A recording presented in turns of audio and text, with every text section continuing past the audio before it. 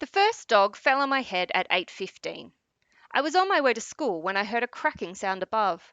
I looked up, expecting to see a branch dropping from a tree. But instead of a falling branch, it was a falling pug.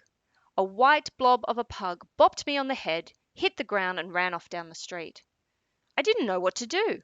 I mean, pugs don't usually fall from trees. It should have inspired me to pay more attention. But I was so confused, I didn't hear the yappy cry of a sausage dog as it hurtled through the sky and hit me on the head at 8:25. By 8:45, a poodle and a spoodle had almost knocked me over, and a cranky ginger cat that tried to scratch out my eyes. Now I'm sitting at the playground on Belford Street, hiding under the slide and wondering what's coming next. You coming to school, Miles? My best friend Finn is standing on the path looking confused.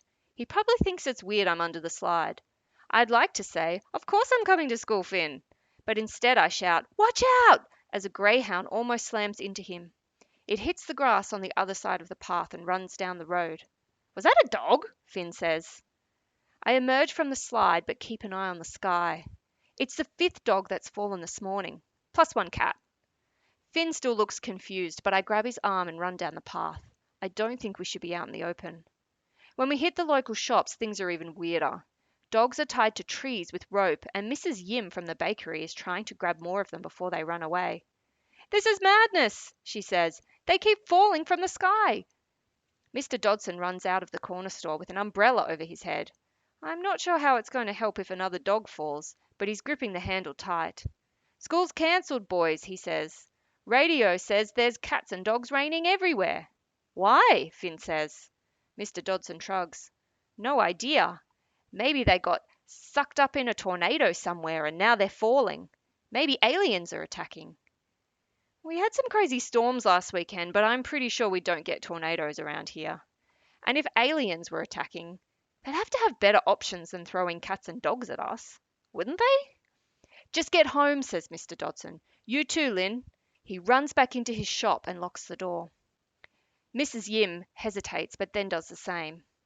If school's closed, there isn't anywhere else to go. But before we can take even one step towards home, something brown splatters the road. "Ah, gross," Finn says. "That stinks." It happens again. Splat, splat. "Run," I cry, and we head back towards the park. When we reach the slide, we duck back under. I actually don't know what's worse, having a dog crash into your head or getting splattered with dog poo. Finn's stomach grumbles, and I can't believe he can even think about food with poo falling around us. But we might be here for a while, and if we aren't going to school today, I guess there's no harm in eating our snacks. Finn's got banana bread and I've got dried apples. We do a half-half swap and dig in, keeping an eye on the sky. I can't see poo, cats, or dogs anywhere until a teeny chihuahua puppy charges straight into my school bag and pulls out my sandwich. "Oi!" I say as it yip yip yips and bolts away with my lunch. "Where did he come from?" Finn asks, but I don't get to answer. Another puppy plops down on Finn's bag.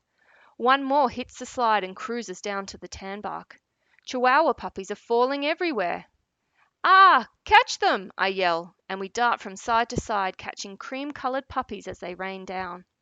We place them on the ground as they fall, and the little brats run off down the street, like all the other dogs. We really need to get inside. "One more," Finn says, but I can't see what he's looking at. "There," he says, pointing into the sky. I finally see it. It's getting bigger and bigger and bigger as it gets closer. Wait. Oh no, that's not a puppy. Finn realizes the same thing, but it's too late. The giant wolf-looking dog slams into us, knocking us to the ground. My butt and chest are aching, and Finn's groaning beside me. But the dog seems super happy for the softer landing. I expect it to run down the street like all the others, but for some reason it doesn't. It's sniffing around the slide. And that's when I remember the cheese and biscuits Mum packed today. The dog's going to steal the rest of my lunch. I'm annoyed, but I don't stop him. This dog is huge, and I really just want to go home. But I guess the dog wants the food and to run off down the street, because he bites down on my school bag and takes off. "Hey, stop!" I yell. "Just leave it," says Finn. But I can't. "My keys are in there," I yell. I can't get into the house without them, But Mum will also kill me if I lose another set of keys. So I run. But the dog is seriously fast, even with a school bag in its mouth. And it's not stopping. It's charging ahead as if it knows where it's going. And I swear it's the same direction all the other cats and dogs have gone today, which is probably why piles of poop dot the road. Gross, gross, gross. Squelch. I step in poo. Of course, I step in poo. Somehow the giant wolf dog avoids it, but I step right in the middle of it. Oh man, it stinks. I almost vomit, but if I stop and clean it, I'll lose the bag thief. So I do the only other thing I can. I kick off my shoe. But I can't run with one shoe, so I kick the other one off and keep running in my socks. I catch a glimpse of the wolf dog's back legs as it dashes into the bushland at the end of the street. Hartley Street ends at the base of a large hill, so I chase the dog up, up, up the grass. The ground's all muddy, and in minutes my socks are wet and heavy, but I keep going, half crawling the last little bit to get up the steep part near the top. I suddenly realize where I am. This is the hill with the town's old water tower on it. I don't think it works anymore, but someone important designed it so it didn't get pulled down. I never really got it. The thing looks like a giant Milo tin sitting on top of a big tube to me. But as I emerge from the trees, the tower looks different. It's not vertical anymore, it's leaning diagonally. The bottom of the big tube that supports the tank has snapped. Water is leaking out and trickling down the hill. An oak tree has fallen too. It's slammed into the water tower, forming a giant triangle at the top of the hill. It looks like some kind of weird art, but it doesn't solve the mystery of where the cats and dogs are going. And that's when I see him, the wolf-looking dog. He's running up the sloping tree, still gripping my school bag in his mouth. When he gets to the top, where the tree slams into the water tower, he disappears. A strange banging sound starts. It gets louder and louder. Then the dog shoots out the bottom of the tube.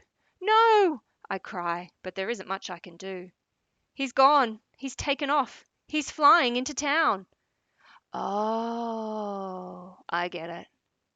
I turn back to the tree in time to see 3 more dogs and 1 cat reach the top and jump into the tower. 1 minute later, they're flying out the bottom, whoosh, whoosh, whoosh, heading into town from above. They've turned the water tower into a giant slide. Well, I guess that explains why it's raining cats and dogs. Maybe Finn will catch my bag when it flies back into town.